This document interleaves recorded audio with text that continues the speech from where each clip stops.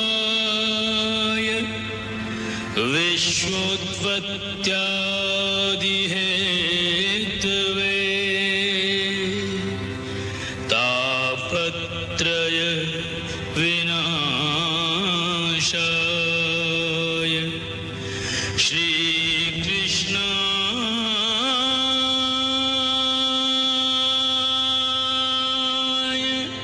वयं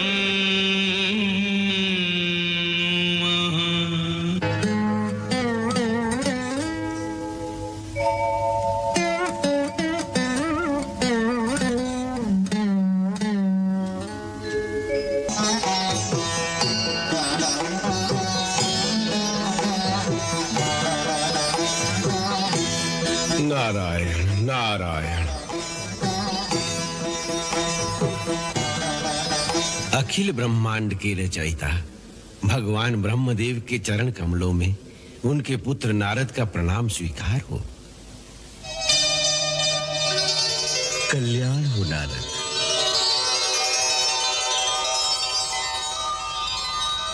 वत्स, तुम चिंतातुर दिखाई देते हो, क्या कारण है? यही सुनाने में आपकी सेवा में उपस्थित हुआ हूँ।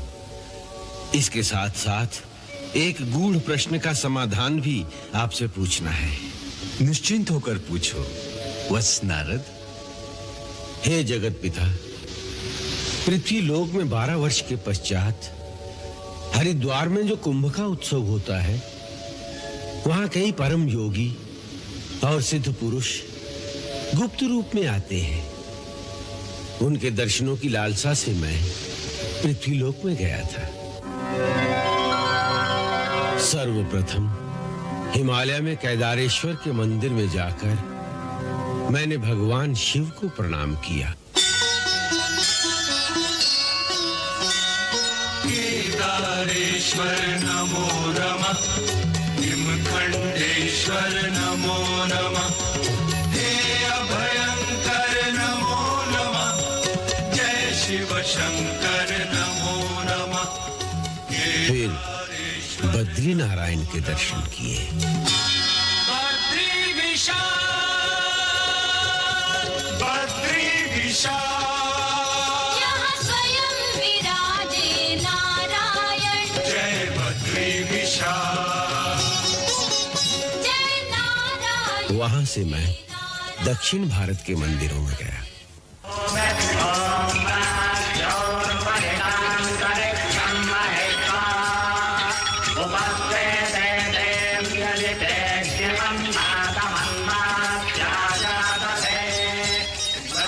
वहां से उज्जैन में श्री महाकाल के मंदिर में गया।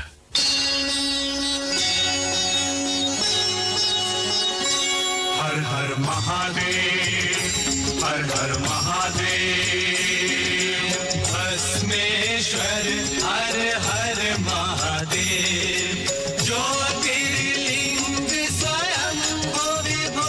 जहां शमशान की भस्म से महाकालेश्वर का अभिषेक होते देखा। हर हर भस्मेश्वर हर हर महादेव, अखिलेश्वर हर हर महादेव। फिर कुंभ का मुहूर्त आने पर हरिद्वार में गंगा मैया के तट पर पहुंचा। हर हर गंगे, हर हर गंगे, हर हर गंगे, हर हर गंगे, ओ हर हर गंगे, हर प्राणी का हर दुखड़ा हर लेती।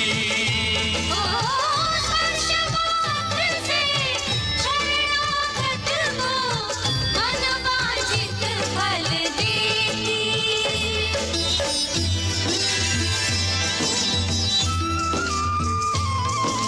विष्णुपाद पंकज से प्रगटी तू वैष्णवी कहाई।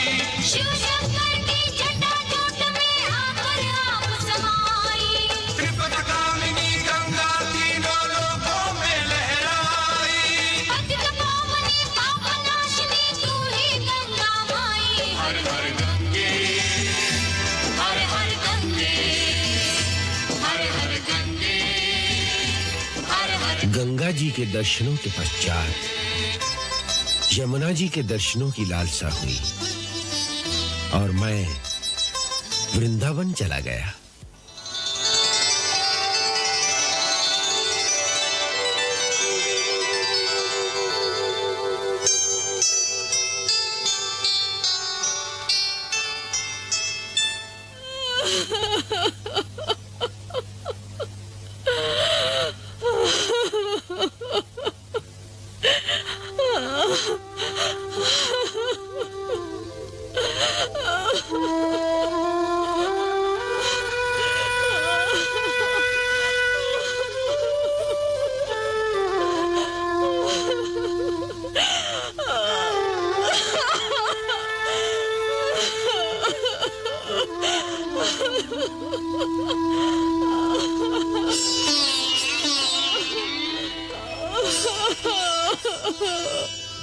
नारायण नारायण।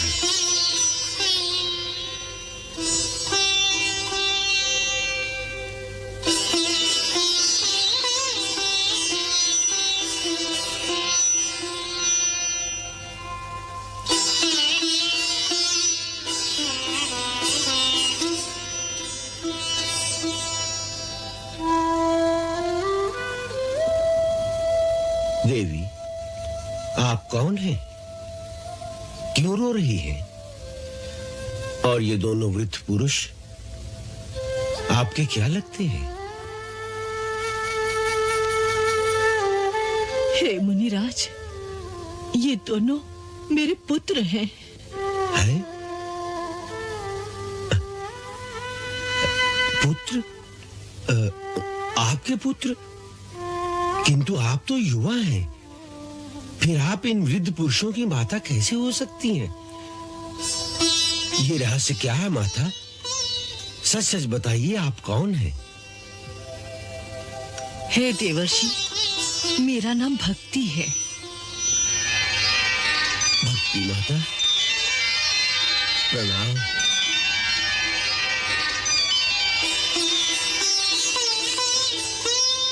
और ये दोनों ज्ञान और वैराग्य नाम के मेरे पुत्र हैं। परंतु इनकी ऐसी दशा क्यों? समय के फेर और कलयुग के प्रभाव से लोगों की अधर्म में रुचि होने के कारण हम तीनों का बल क्षीण हो गया था। इस घोर कलयुग में हम तीनों बूढ़े और कुरूप दिखाई देने लगे तथा स्थान स्थान भटकने लगे, परंतु हमें कहीं आश्रय नहीं मिला। कलयुग के प्रभाव से हर स्थान पे अधर्म ही अधर्म दिखाई देने लगा है। आखिर मैंने सोचा कि जो धरती भगवान श्री कृष्ण एवं श्री राधा रानी के चरणों की धूल से पवित्र हो चुकी है, शायद वहां जाने से कुछ शांति मिले। ये सोचकर मैं यहाँ आई। फिर? मेरा अनुमान ठीक था। श्री राधा एवं अन्य गोपिकाओं की प्रेमा भक्ति के कारण इस धरती का कण कण अभी तक भक्ति के प्रकाश से प्रज्वलित है। यहाँ के वातावरण में चारों ओर भक्ति की किरणें बिखरी हुई है। इस कारण यहाँ आते ही मेरा बुढ़ापा एवं मेरी निर्बलता दोनों दूर हो गए। मैं फिर से सुंदर रूपवती और नवयुवती दिखाई देने लगी हूँ। परंतु मेरे दोनों पुत्र उसी दीन अवस्था में रह गए।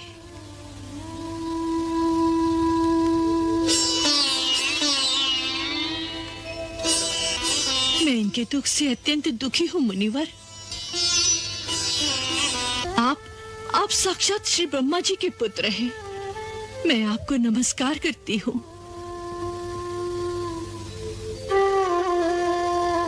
मुझ पर कृपा करके आप मेरा भी समाधान कीजिए, अन्यथा अपने पुत्रों के दुख से मैं ये धरती छोड़कर चली जाऊंगी मैं। हे माता, आप व्यर्थ ही अपने को खेद में डाल रही हैं। आप भगवान श्री कृष्ण का चिंतन करें। उनकी कृपा से आपके सारे दुख दूर हो जाएंगे। आप तो भगवान श्री कृष्ण को प्राणों से भी प्यारी हैं। वो दृश्य याद कीजिए जब क्षीर सागर में एक बार आपने साक्षात भगवान श्री कृष्ण से पूछा था, प्रभु, अब कलयुग आ रहा है, इस युग में मेरा क्या कर्तव्य है? तुम हमारे परम भक्तों का पोषण करो। कलयुग में मुक्ति तुम्हारी दासी होगी और तुम्हारे बुलाने पर हम नीच से नीच प्राणी के पास भी चले आएंगे। हे माता, अब आप ये लोग छोड़कर कैसे जा सकती हैं?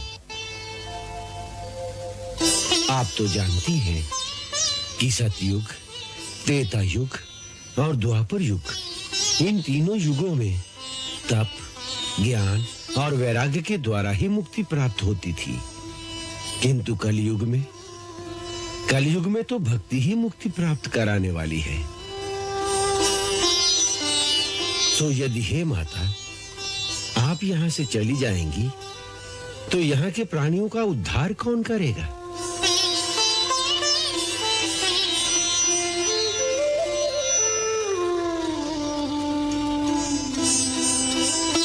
किंतु मुनिवर, क्या ऐसा कोई उपाय नहीं जिससे हम तीनों एक साथ इस संसार में रह सके?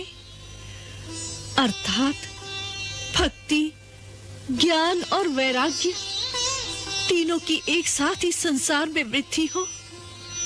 कृपया ऐसा कोई मार्ग बताइए। ऐसा कोई उपाय अवश्य होगा, अवश्य होगा।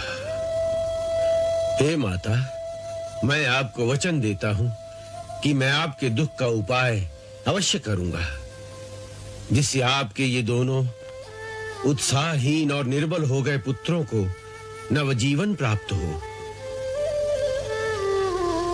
कोई एक ऐसा ही उपाय होगा जिससे भक्ति, ज्ञान और वैराग्य तीनों की एक साथ वृद्धि हो, तीनों को एक साथ शक्ति प्राप्त हो। इस लोक के समस्त प्राणियों के लिए कोई एक उपाय ऐसा अवश्य होगा। ये मेरी आत्मा का विश्वास है। हे माता, इस प्रश्न का उत्तर मैं स्वयं भगवान श्री कृष्ण से ही पूछ लूंगा। हाँ माता, आप तो उन्हें सर्वाधिक प्रिय हैं, अतः आपकी समस्या का समाधान उन्हीं से कराऊंगा। परंतु भगवान श्री कृष्ण आपको कहाँ मिलेंगे? वो तो न जाने कहाँ हो, किस लोक में क्या क्या लीला कर रहे होंगे। उन पर तो सारे विश्व का भार है ना। आपने ठीक कहा माता, उन पर सारे विश्व का भार है। न केवल ब्रह्मा जी से लेकर विश्व के कण कण तक सब उन्हीं के आश्रित हैं, बल्कि उसका उल्टा भी सत्य है कि वे स्वयं ही सृष्टि के कण कण में विराजमान होकर ये सारी लीला भी स्वयं ही कर रहे हैं। फिर क्या? उन तक पहुंचना मेरे लिए मुश्किल नहीं है। अच्छा? हाँ, क्योंकि अपने मूल रूप में तो वो सर्वदा अपने गोलोक में ही विराजमान रहते हैं, जहाँ रासेश्वरी श्री राधा जी के संग उनकी रास लीला नित्य निरंतर चलती रहती है।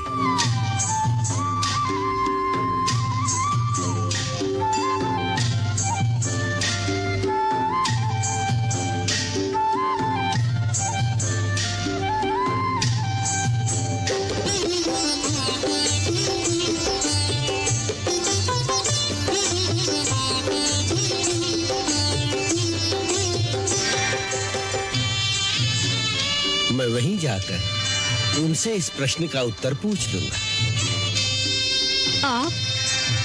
आप धन्य हैं नारद जी।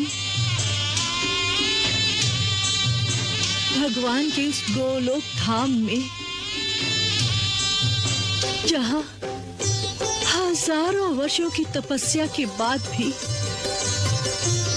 योगी जन स्वयं तो क्या उनकी कल्पना भी नहीं पहुंच सकती। उसी गोलोक धाम में आप इस प्रकार स्वच्छंद रूप से पहुंच सकते हैं। आप तो महान हैं नारद जी।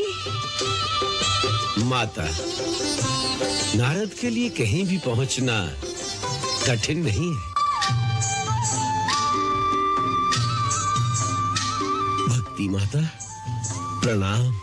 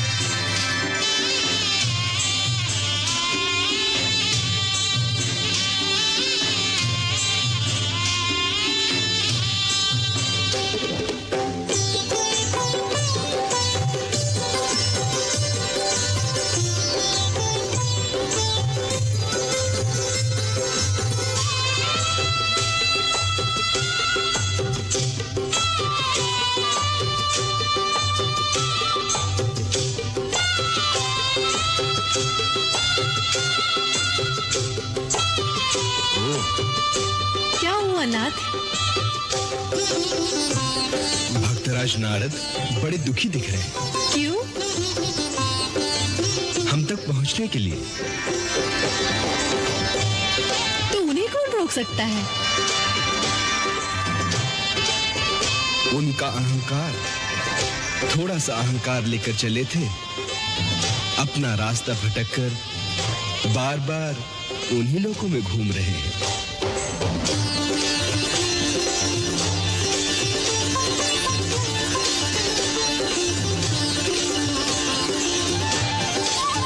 प्रभु, अपने भक्तों पर तो दया कीजिए। राधे, ये तो अपने अपने कर्मों का फल है। और फिर जो नारद जैसे हमारे विशेष प्रिय भक्त हो, उसका अहंकार तो हम थोड़ी देर भी नहीं ठहरने देते। शीघ्र अतिशीघ्र उस अहंकार को हम तोड़ देते हैं। उसी में उसका कल्याण होता है। तभी तो हमें भक्त वत्सल कहते हैं।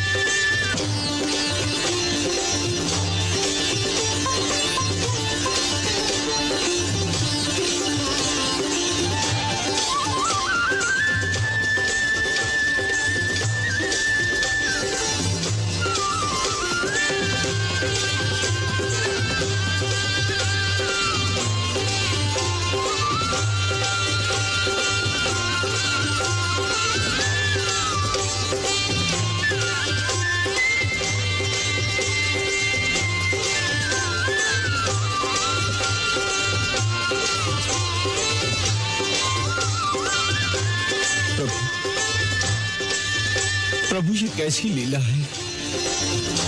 चलते चलते थक गया हूं, फिर भी ऐसा लगता है कि बार बार उसी आकाश में घूम रहा हूं मैं।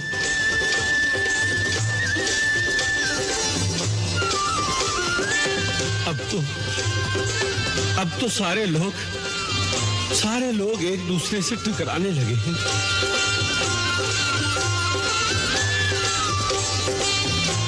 समझ गया, वास्तव में मैं अहंकार करके चला था। उसी का दंड दे रहे हो ना।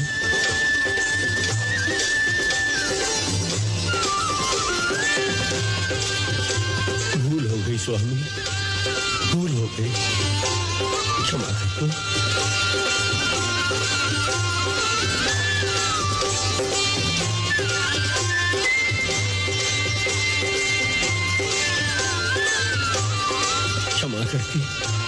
अपने श्री चरणों तक पहुंचने का मार्ग खोल दो। आपको भक्ति माता की सौगंध है। अपने शरणागत की रक्षा करो प्रभु, अपने शरणागत की रक्षा करो। अब तो जाना होगा। क्यों? जब भक्त अपना अहंकार छोड़कर हमारे आश्रय में आ जाता है तो हम स्वयं आगे जाकर उसकी अगवानी करते हैं।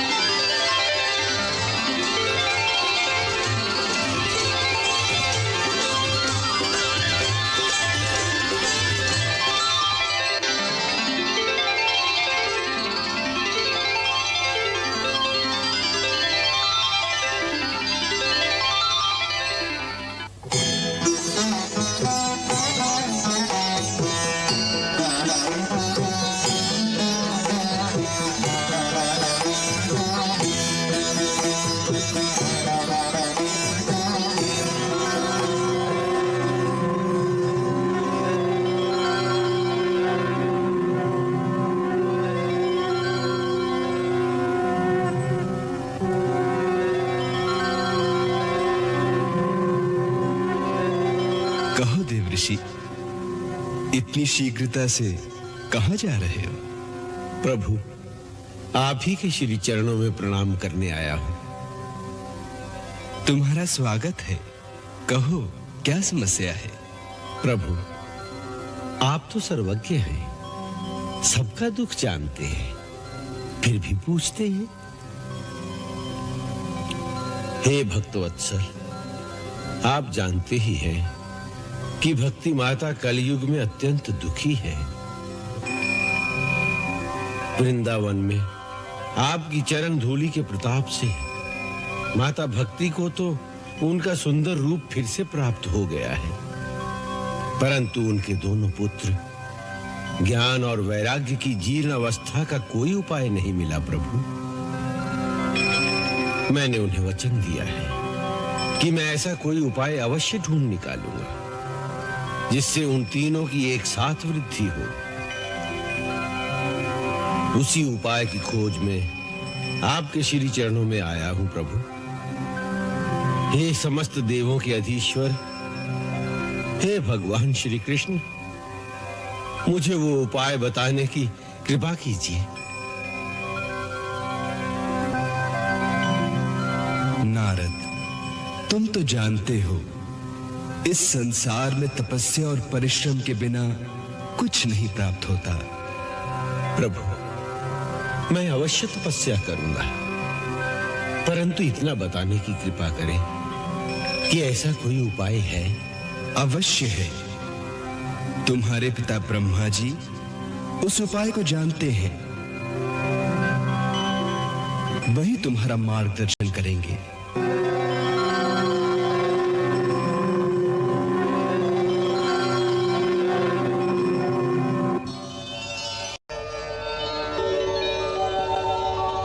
भगवान श्री कृष्ण के आदेशानुसार मार्गदर्शन के लिए आपकी सेवा में उपस्थित हुआ हूं।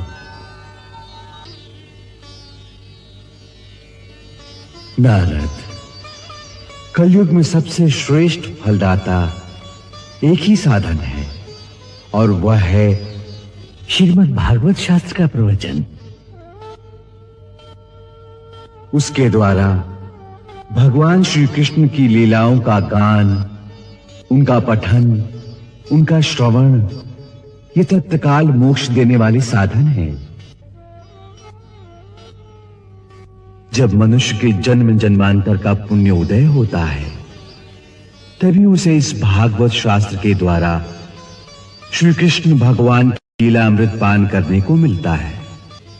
यह भागवत रूपी कथा, जिसके द्वारा श्री कृष्ण भक्ति की अमर गंगा समस्त लोकों में बह रही है। यही कथा परम सत्य व महान सत्य कर्म और परम साधन है। वत्स, तुम इस समय हिमालय के मध्य में स्थित बद्रिका आश्रम की ओर प्रस्थान करो। वहां प्रभु के शब्द विग्रह ओंकार का ध्यान करने से तुम्हें उनके दर्शन होंगे, जो उस महान साधन का अनुष्ठान करेंगे जिससे भक्ति और उसके दोनों पुत्रों ज्ञान और वैराग्य को परम सुख मिलेगा, परम आनंद मिलेगा। जो आज्ञा प्रभु।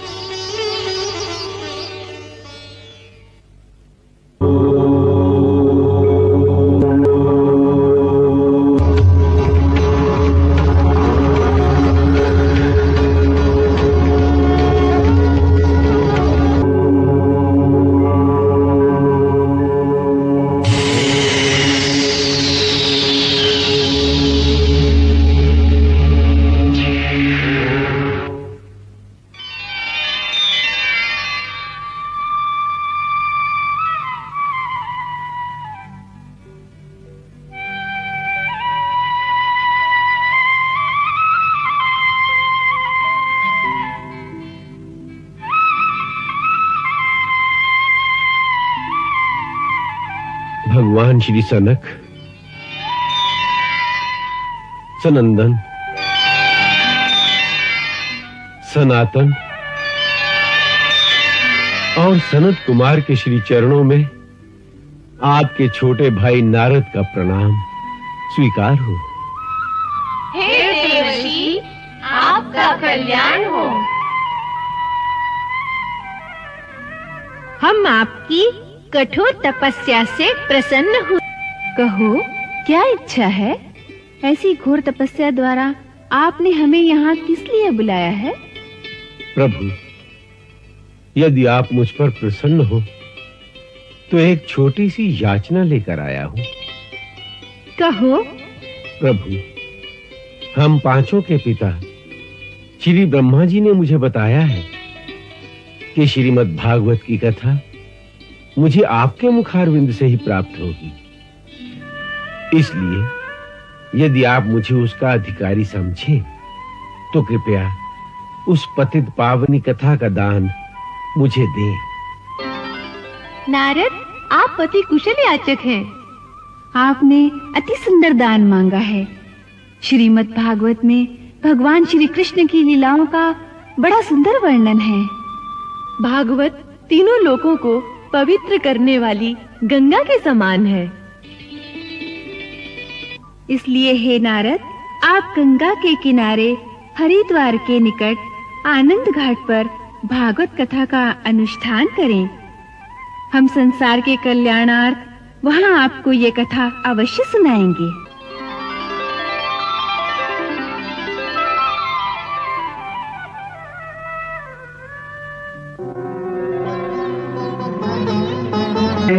कृष्ण हरे श्री कृष्ण हरे। चारों दिव्य कुमारों ने भागवत कहना प्रारंभ किया। कृष्ण हरे श्री कृष्ण हरे। कृष्ण हरे श्री कृष्ण हरे। कल्याणी श्री कृष्ण कथा का अमृत सबको बांट दिया। कृष्ण हरे श्री कृष्ण हरे। कृष्ण हरे श्री कृष्ण हरे। भक्ति ज्ञान वैराग्य जगे जब श्री हरि नाम का अमृत पिया। कृष्ण हरे श्री कृष्ण हरे। कृष्ण हरे श्री कृष्ण हरे। कृष्ण हरे श्री कृष्ण